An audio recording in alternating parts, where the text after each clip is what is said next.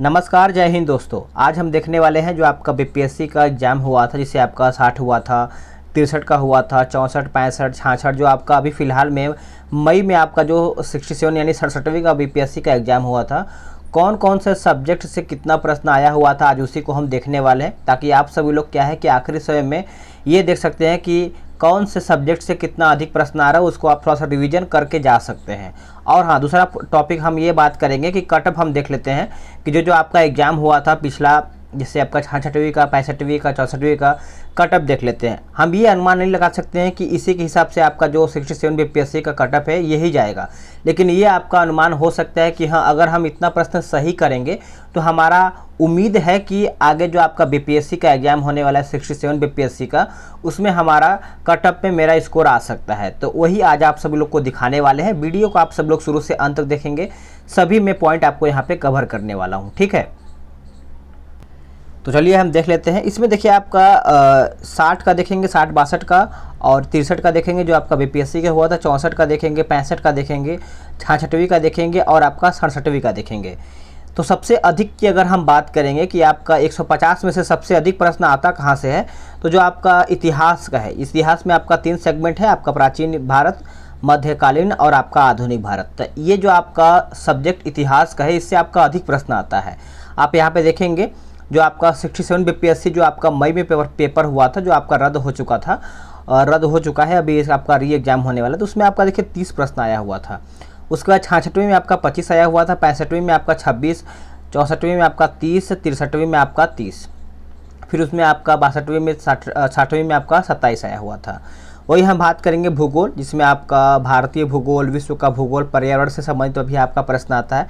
तो इतिहास की अपेक्षा इसमें बहुत ही कम प्रश्न आता है। इसमें आपका देखिए 13 आया हुआ था, जो आपका पेपर रद्द हो चुका था। फिर आपका 66वीं में 10 आया हुआ था, फिर 65वीं में आपका 13 आया हुआ था। तो इस तरीके से देखेंगे तो आपका इसमें प्रश्न कम आया हुआ था।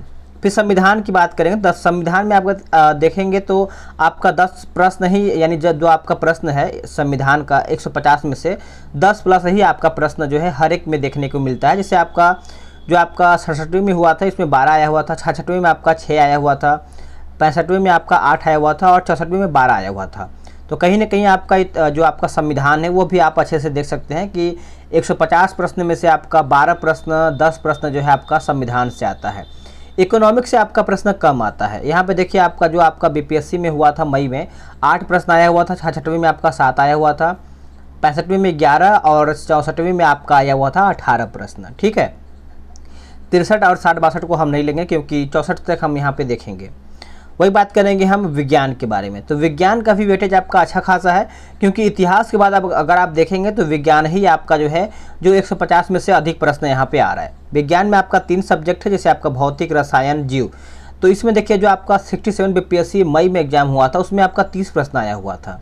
वही हम बात करेंगे 66वीं में तो आपका 30 आया हुआ था, 65वीं में 30 और 64वीं में थोड़ा सा कम हुआ था, 20 प्रश्न आया हुआ था। बिहार राज्य विशेष का भी प्रश्न बहुत ही आपका मुख्य भूमिका निभाएगा, क्योंकि यहाँ पर भी आप देखेंगे तो यहाँ पे 24 प्रश्न आया हुआ था। यहाँ पे देखिए आपका साफ साफ यहाँ पे दिया हुआ है 24 प्रश्न कहीं ना कहीं आपका अच्छा खासा भूमिका निभाता है बिहार स्पेशल का, तो उसको भी आपको देख करके जाना है।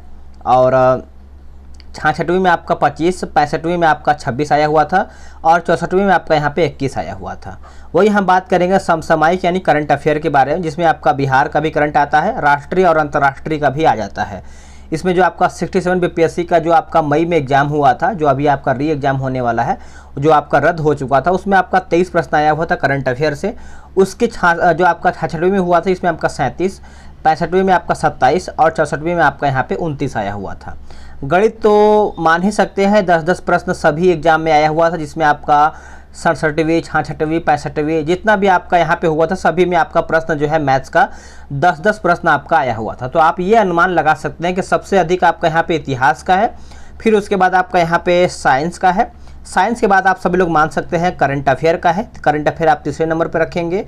करंट अफेयर के बाद जो आपका अधिक से अधिक प्रश्न आने की संभावना है वो आपका भूगोल, संविधान और गणित तो आपका अच्छा खासा भूमिका निभाएगा ही, क्योंकि सभी में आपका यहाँ पे 10 प्रश्न आता ही आता है। अब हम देख लेते हैं कटअप के बारे में कि क्या कटअप गया था 67 में, 65 में और 64 में। तो हम यहाँ पे 4 तक ही देखेंगे, इसके आगे का हम नहीं देखेंगे क्योंकि हमारा 64 तक ही हम मान सकते हैं। ठीक है, तो देखिए अगर आप सभी लोग अनरिजर्व या फिर जनरल कैटेगरी में आते हैं तो देखिए 66वीं की अगर हम बात करेंगे तो 108 प्रश्न 150 में से 150 में से मैं आपको प्रश्न बता रहा हूँ। 150 में से यहाँ पे देखिए 108 प्रश्न हो जाएगा। और फीमेल की बात करेंगे तो आपका यहाँ पे 100 प्रश्न का कट ऑफ गया था। वही हम 65वीं की बात करेंगे तो यहाँ पे 97 गया था और फीमेल कैटेगरी का 91 गया था।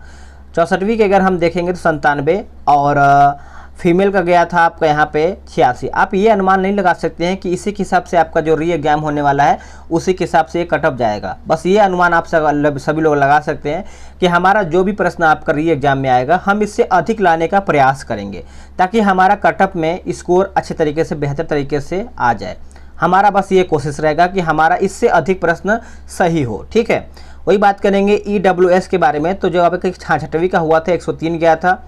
65वीं में आपका यहाँ पे EWS का 92 गया था और फीमेल का 95 और वही हम 65 की बात करेंगे तो 87 गया था। SC का देखेंगे तो 95 और यहाँ पे 65 का अगर हम बात करेंगे तो 89 गया था। और SC फीमेल की बात करेंगे तो आपका 66वीं का 84 गया था और 65वीं की बात करेंगे तो आपका 79 यानी 79 गया था। ST का आप सभी लोग देख सकते हैं। मेन हमको देखिए ध्यान में रखना है कि हमारा जनरल कैटेगरी का कितना कट ऑफ जा रहा है, उसी के हिसाब से हम अपना तैयारी अच्छे तरीके से कर पाएंगे।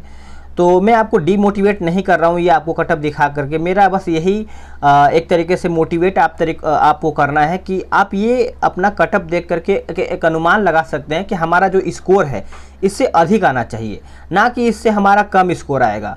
आप ये देखिए कि पुराना अगर कोई कट ऑफ होता है तो उससे अधिक ही आपका कट ऑफ जाने की संभावना होता है। कुछ महीने में कुछ कट ऑफ कम जाता है, जैसा पेपर होता है उसी के हिसाब से कट ऑफ बनता है। ये नहीं कि जिसका पहले एग्जाम हुआ है उसी के हिसाब से कट ऑफ ये बनेगा, नहीं। अगर पेपर टफ रहेगा तो कट ऑफ कम बनेगा, अगर पेपर इजी रहेगा तो जो कट ऑफ है अधिक जाने की संभावना है।